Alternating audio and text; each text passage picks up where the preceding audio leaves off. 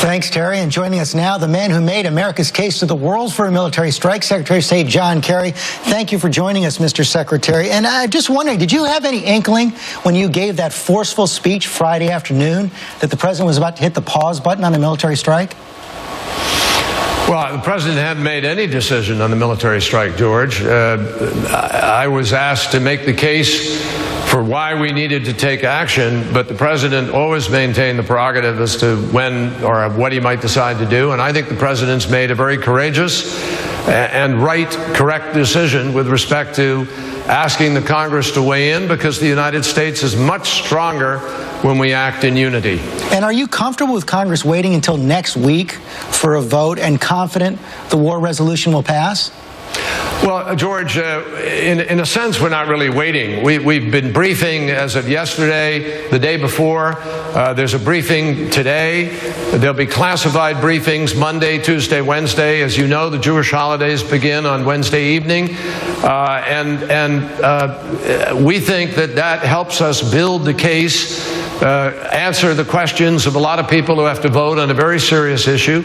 It also gives us time to reach out to allies, friends around the world, build support on an international basis. And I think ultimately we can proceed, the president can proceed, and our nation can proceed from a much stronger position. I think we never lose, ever, in America, when the Congress of the United States has a chance to weigh in and join the president in this kind of an endeavor. But you would lose if you lost the vote, wouldn't you? I don't contemplate that, George. I think the stakes are just really too high here. I mean, let me just tell you what is happening each day as we go by.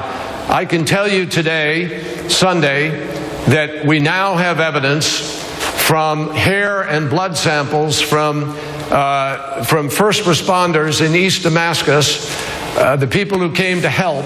We have signatures of sarin in their hair and blood samples.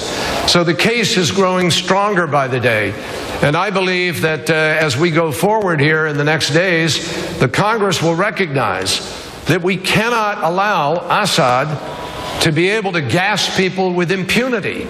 If the United States is unwilling to lead a coalition of people who are prepared to stand up for the international norm with respect to chemical weapons that's been in place since 1925, if we are unwilling to do that, we will be granting a blanket license to Assad to continue to gas, and we will send a terrible message to the North Koreans, Iranians, and others who might be trying to read how serious is America about enforcing its non-proliferation counter-nuclear weapons initiatives.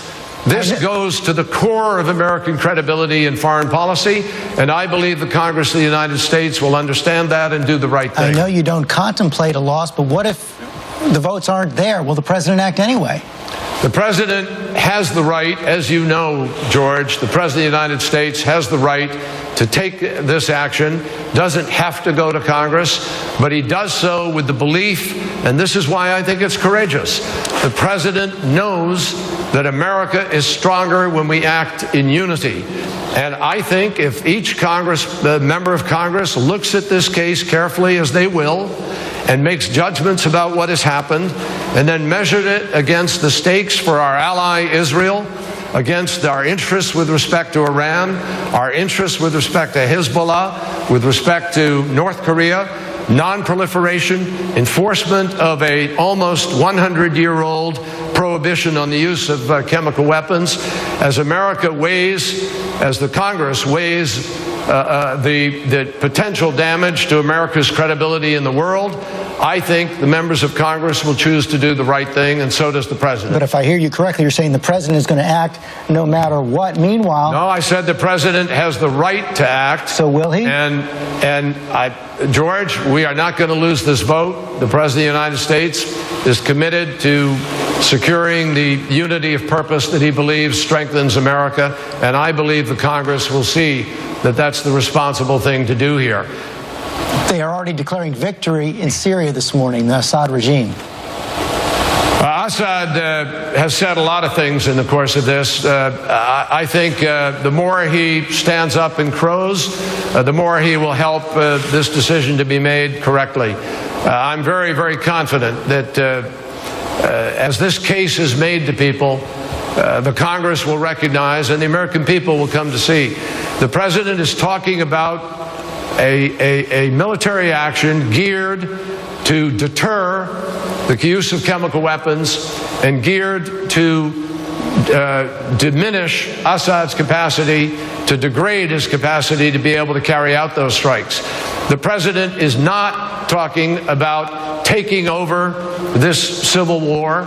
The President is not talking about boots on the ground.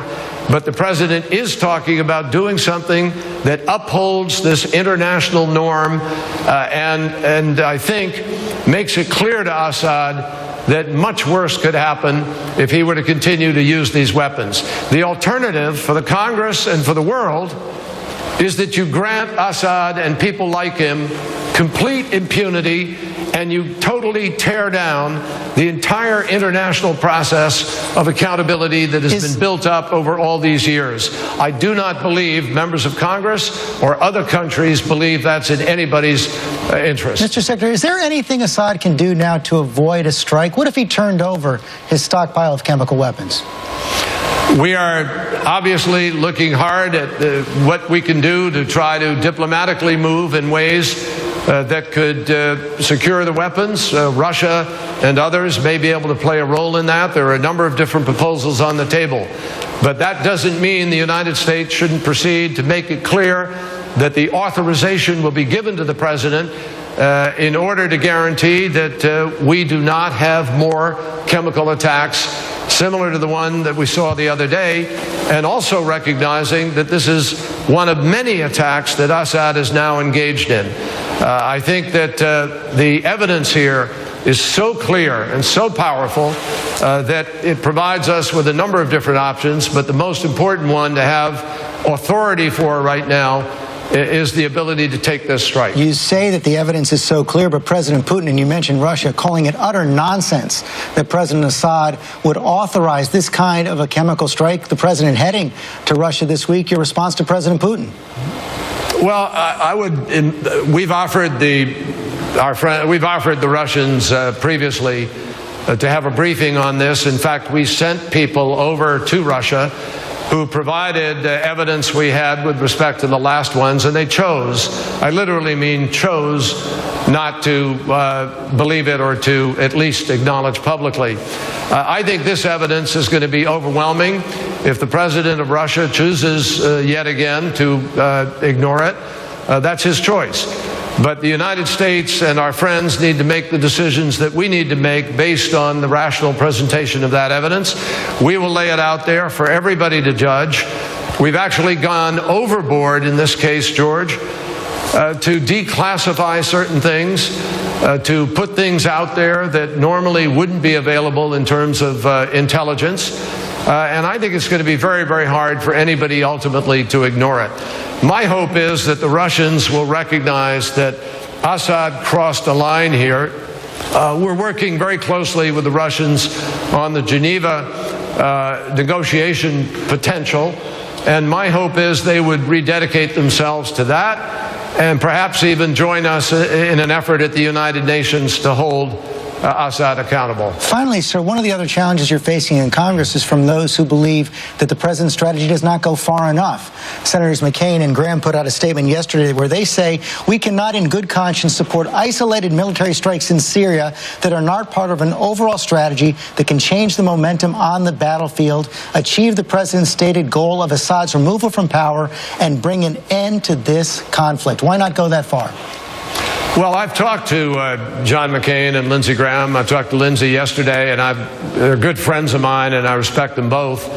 And I am convinced that we can find a common ground here with them and others so that they're convinced that the strategy that is in place will, in fact, help the opposition, that there will be additional pressure, and at the same time that this is not just an isolated pinprick, but something that can have a profound impact on Assad's ability to use these weapons, which he has been using and will use again if we don't do something about it.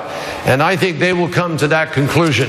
I don't think they will want to vote ultimately to put Israel at risk and not to enforce the message with respect to other interests in the world.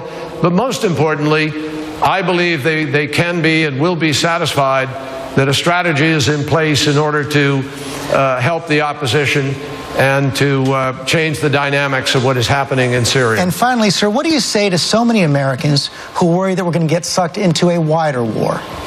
This is not Iraq. This is not Afghanistan. There is nothing similar in what the president is contemplating. We do not need to do that in this case because there are others who are willing to fight, others who are engaged. And the issue here is not whether we will go and do it with them, it's whether we will support them adequately in their efforts to do it. I think the president has drawn a very, very bright line with respect to that. He has no intention, zero intention of putting boots on the ground. And this military action that he is seeking approval for is directed at the upholding of the international norm on the prohibition of chemical weapons. It is not focused on the larger battlefield and interests in the regime. The political effort is totally focused on getting Assad out through the Geneva process, on supporting the opposition, and the president will continue to do that. Mr. Secretary, thanks very much for your time this morning. Thank you.